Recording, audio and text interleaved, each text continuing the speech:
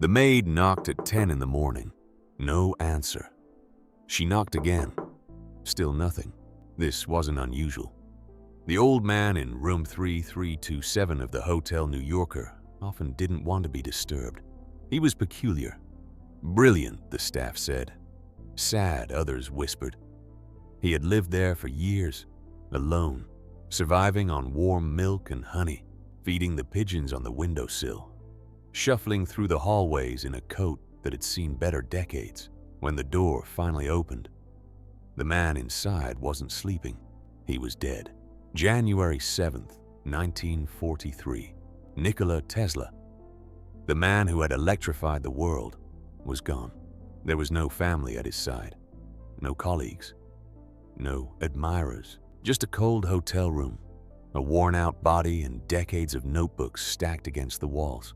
Within hours of his death, agents from the United States Office of Alien Property arrived.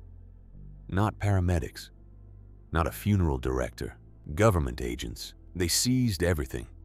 Papers, drawings, personal letters, scientific notes, boxes and boxes of material that Tesla had spent his final years writing in secret. The FBI got involved. J. Edgar Hoover himself reportedly declared the documents most secret. Why? What was in those papers that the most powerful government on Earth needed to bury before the body was even cold? And more importantly, how did it come to this? How did the man who invented the modern world end up dying in a hotel room that wasn't even paid for, forgotten by civilization that ran entirely on his ideas? That is the real story. And it is much darker than any textbook has ever told you.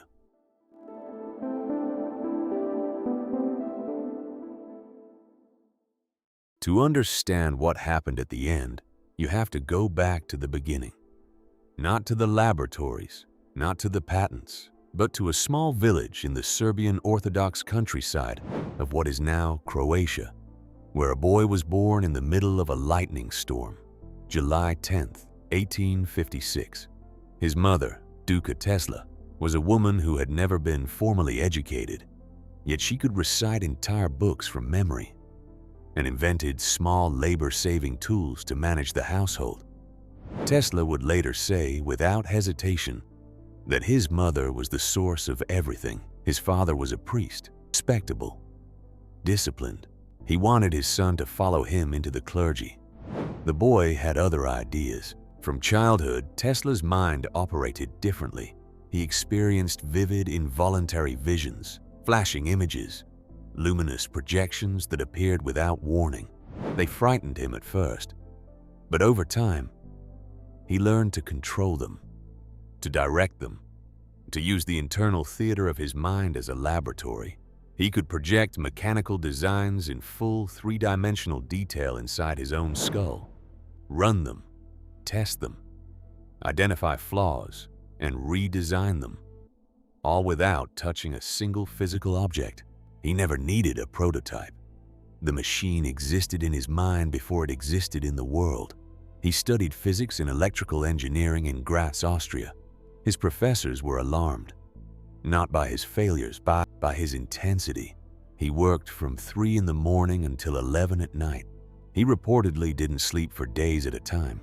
One professor wrote to Tesla's father, "Your son is a man of unusual genius, but unless you remove him from the institute, he will work himself to death."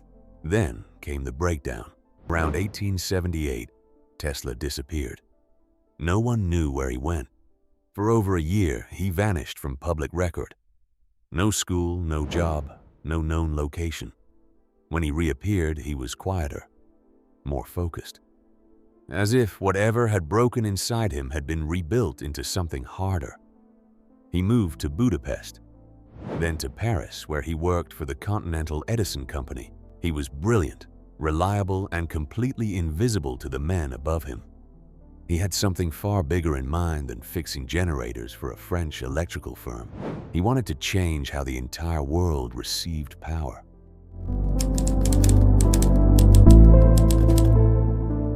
In 1884, Nikola Tesla boarded a ship to America. He carried with him 4 cents in cash, a poem he had written, a set of engineering drawings, and a letter of recommendation addressed to Thomas Edison, the most famous inventor in the world. The letter, written by Charles Batchelor, one of Edison's closest associates who had witnessed Tesla's work in Paris, reportedly contained a single remarkable line: "I know two great men. You are one of them. This young man is the other." Edison hired him almost immediately. What followed should have been the beginning of a great partnership. It became one of the most bitter professional betrayals in the history of science. Edison's world ran on DC, direct current, a system he had personally built, patented, and sold to cities across America. It worked. But it had a fatal limitation. DC electricity could only travel roughly 1 mile before losing too much power to be useful. Every neighborhood needed its own generator. Every city was a patchwork of short-range electrical islands. Tesla saw this and immediately understood the problem. He had already been developing an alternative: AC, alternating current, which could travel hundreds of miles with minimal power loss. One power station could light an entire region, he told Edison. Edison dismissed it. "If there were anything to this alternating current business," Edison reportedly said, "I would know about it." But Tesla kept working. And Edison, recognizing talent even if he refused to acknowledge the idea, put him to work improving the DC system. He offered Tesla $50,000 to redesign his motors and generators, a sum worth close to $1.5 million in today's money. Tesla worked relentlessly. Months of nearly sleepless nights. He solved the problem. He went to Edison to collect. Edison laughed. "Tesla, you don't understand our American humor," he said. There was no $50,000. There had never been any $50,000. It had been, Edison explained, a joke. Tesla collected his things and walked out of the building. He would never work for Edison again. What happened next would become the defining technological battle of the 19th century. In the months after leaving Edison, Tesla hit the lowest point of his life. Unable to find work in his field, he dug ditches for a labor company. $2 a day. He, the man who could see electrical systems in his mind with perfect clarity, digging trenches in the dirt of New York City. But he kept talking about a sea, and eventually someone listened. George Westinghouse, wealthy, strategic, and sharp enough to recognize what he was being shown, bought Tesla's alternating current patents for $1 million plus royalties. Edison's response was not graceful. He was not the kind of man who accepted being wrong. What followed has become known as the War of Currents, and it was as ruthless as any political campaign in American history. Edison hired a young engineer named Harold Brown to publicly demonstrate the dangers of AC electricity. Brown traveled from town to town, gathering crowds, and in front of them, electrocuted animals, dogs, calves, horses, all with alternating current, all to prove that Tesla's system was lethal. In 1903, at Coney Island, a circus elephant named Topsy, who had already killed 3 handlers and was scheduled for execution, was electrocuted using AC current before an audience of over 1,500 people. Edison's team filmed it and distributed the footage as propaganda. Let that settle for a moment. The man who is remembered in history books as a gentle, beloved inventor orchestrated a public electrocution campaign to destroy his competitor. Meanwhile, Tesla was building the future. In 1893, at the Chicago World's Fair, an event that drew over 27 million visitors, Tesla and Westinghouse lit the entire fairground with alternating current. It was the first time most Americans had seen electric light on that scale. The crowd stood in silence before the brightness, then erupted. 2 years later, Tesla and Westinghouse completed the world's first large-scale AC hydroelectric plant at Niagara Falls. Power generated at the falls traveled 26 miles to Buffalo, New York. Edison had lost. Completely. Irrevocably, AC became the global standard. It remains the standard today. But Edison controlled the narrative. He controlled the press relationships, the public image, the mythology. And in the story of electricity that would be told for the next century, his name would appear far more prominently than Tesla's. Tesla, for his part, barely noticed. He was already thinking about something far larger.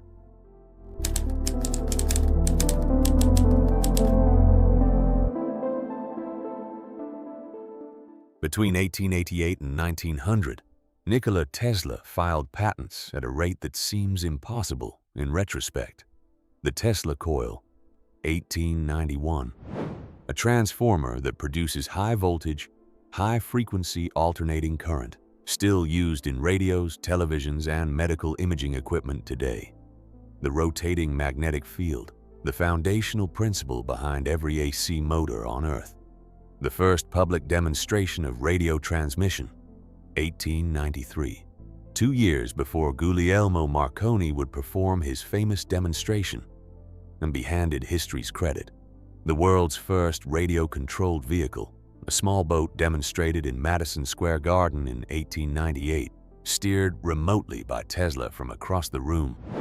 While the crowd assumed it was magic, early experiments with X-rays that preceded Röntgen's official discovery, conceptual work on radar, fluorescent lighting, and vertical takeoff aircraft. Over 300 patents filed in 26 countries. His laboratory on South Fifth Avenue in New York was a place of serious scientific work, but also of spectacle.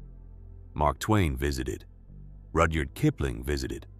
Journalists came to watch Tesla hold a lit lamp in his bare hand, powered wirelessly through the air. The light had no wires. The explanation in 1890s terms was incomprehensible. Tesla was not simply ahead of his time. He was operating on a timeline that hadn't been invented yet. But something was coming.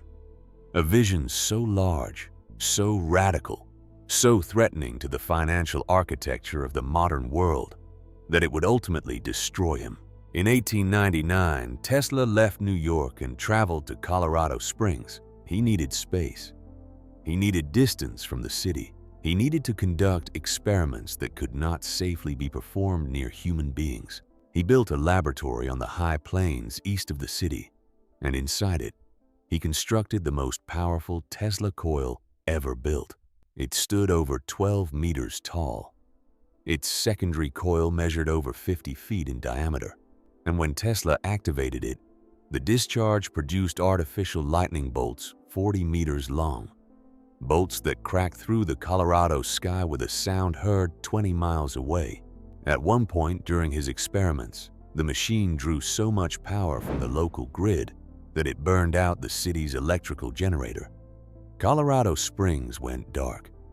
The power company sent Tesla a bill. He disputed it, but the lightning was not the discovery. The lightning was just proof. During his Colorado experiments, Tesla demonstrated that he could transmit electrical power wirelessly over long distances, lighting 200 bulbs from 40 kilometers away without a single wire. He had essentially confirmed that the Earth itself could be used as a conductor. He also believed he had received a signal from space, a repeating rhythmic pattern in his receiver that he could not explain as naturally occurring. He suggested cautiously that it might be artificial in origin, possibly from Mars. Later scientists concluded he had most likely detected radio signals from Jupiter or from another terrestrial source. But the claim followed him. What Tesla came back from Colorado believing was this: the entire planet could be wired for free wireless electricity. Not free as in cheap. Free as in paid for once, by one station, available everywhere, to everyone, forever. He called the project telluric current energy distribution. The ionosphere would serve as one conductor, the Earth itself as the other, a ring of power, planet-wide. He needed funding. He needed a tower, and he needed someone who would not ask what happened when the electricity couldn't be metered. He found J.P. Morgan, and that was his final mistake.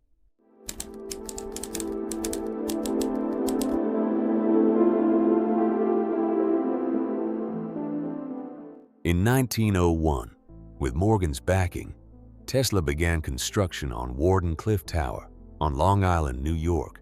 It was a strange and enormous structure, 57 meters tall, topped with a copper dome, anchored to the earth by a network of iron pipes driven into the ground like roots. Tesla called it a World Telegraphy Center. He told Morgan it would transmit communications across the Atlantic. That was true, but it was also incomplete. Tesla's full vision, which he had not shared entirely with Morgan, was not a communication tower. It was a free energy distribution system. The tower would pump electrical energy into the ionosphere and allow anyone on Earth to draw from it by simply connecting the right kind of receiver. No wires, no infrastructure, no billing system. When Morgan began to understand the full scope of what Tesla was actually building, he asked one of the most significant questions in the history of capitalism. If anyone can draw on the power, where do we put the meter? There was no meter. That was the point. Morgan pulled his funding. Immediately, completely, and he quietly used his considerable influence to ensure that no other major financier in New York would replace him. Tesla tried everything. He wrote letters. He offered concessions. He redesigned his pitch. He appealed to governments in Europe. He appealed to private investors. One by one, every door closed. By 1905, the tower stood half-built and unpowered. Tesla's staff went unpaid. His laboratories fell into debt. In 1917, the US government had the tower demolished, ostensibly over fears that German spies might use it to communicate. Tesla reportedly broke down when he heard the news. The tower was gone. The dream was gone. And something in Nikola Tesla, something essential and sustaining, went with it. The last decades of Tesla's life have been described by historians as a slow tragedy performed in an empty theater. He lost his laboratories to debt. He moved from one hotel to the next, always behind on rent, always reassuring management that money was coming. He developed habits and compulsions that had always been present, but now governed his days completely. He circled a building 3 times before entering, refused to touch anything round, could not be in the presence of pearls. On one occasion, he sent a secretary home and refused to work with her because she wore pearl earrings. He lived in his final years in room 3327 of the Hotel New Yorker, which gave him the room for reduced rent partly out of generosity and partly because his presence had become a kind of eccentric distinction. He ate almost nothing. He fed the pigeons on the window ledge every day, knowing each one by name. He fell into what he described, in writing, as love, with one particular pigeon, a white female with gray tips on her wings. He wrote about her the way a person writes about a person, her light, her presence, the way the room changed when she arrived. When she died, Tesla wrote that with her death, something vital went out of him, that he would never recover. He kept working. His mind did not slow. He filed patents for a vertical takeoff aircraft in 1928. He claimed to be developing a particle beam weapon, a directed energy device he called a teleforce, but which the press named a death ray. He claimed it could bring down 10,000 aircraft from 200 miles away. He offered it to several governments. None accepted. Whether the device was real, theoretical, or purely conceptual remains disputed by historians. By the 1930s, the world had moved on. Edison was dead, but enshrined as a legend. Marconi had the Nobel Prize, given for radio technology that Tesla had demonstrated years earlier. The patents had been awarded. The textbooks had been written, and in almost all of them, Tesla occupied a footnote. He gave one final interview on his 75th birthday to Time magazine. On the cover was a man in a fine suit, aged and dignified, discussing the future of humanity with the calm certainty of someone who had already seen it. 8 years later, he was dead. Within hours of Tesla's death on January 7, 1943, the Office of Alien Property, a U.S. government agency with authority to seize assets belonging to foreign nationals, arrived at the Hotel New Yorker.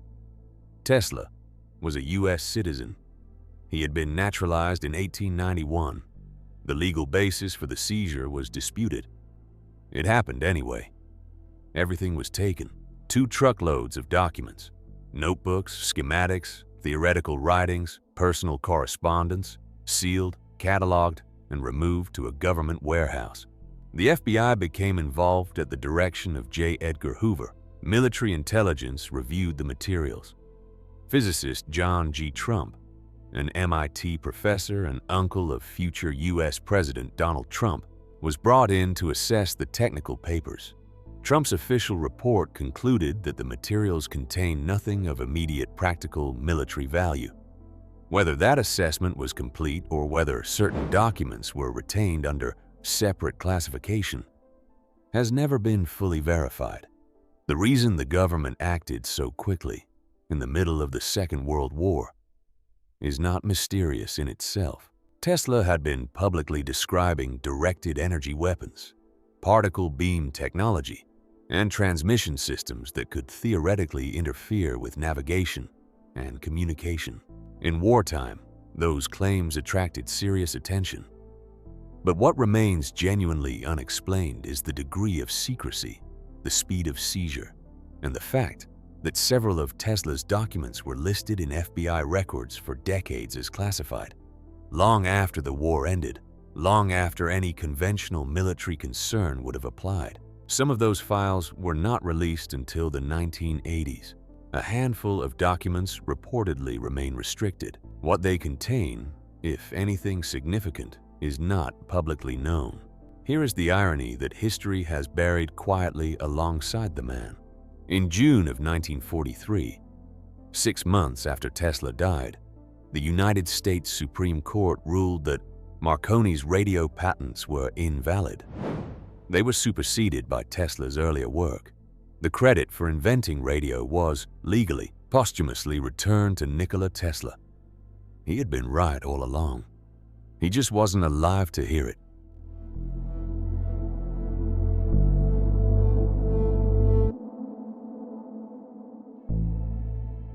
Tesla left no children, no dynasty, no estate. The hotel auctioned the contents of his room to cover unpaid bills.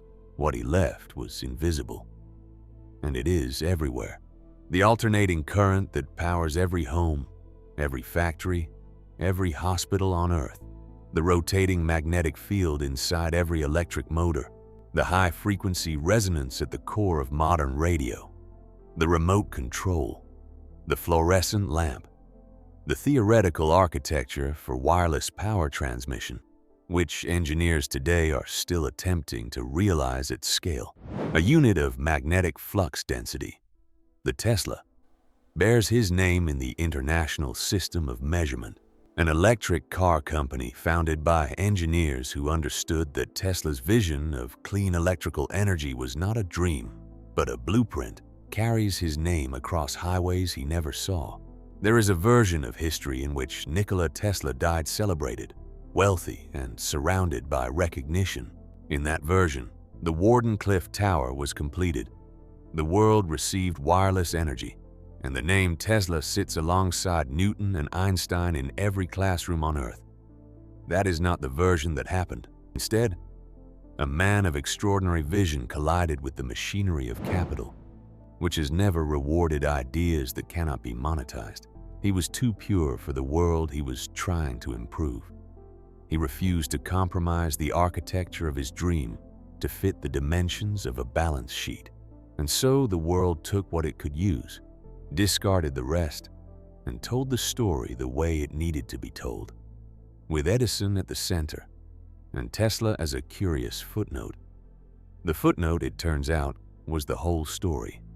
Tesla once said, "The present is theirs. The future, for which I really worked, is mine." He was correct. He just could not have known what it would cost. Every time you plug something into a wall, every time you send a wireless signal, charge a device, or turn on a light, you are drawing from a well that one man dug alone, in the dark, with no promise of recognition and no guarantee of reward. He powered the entire planet, and he died alone in a hotel room.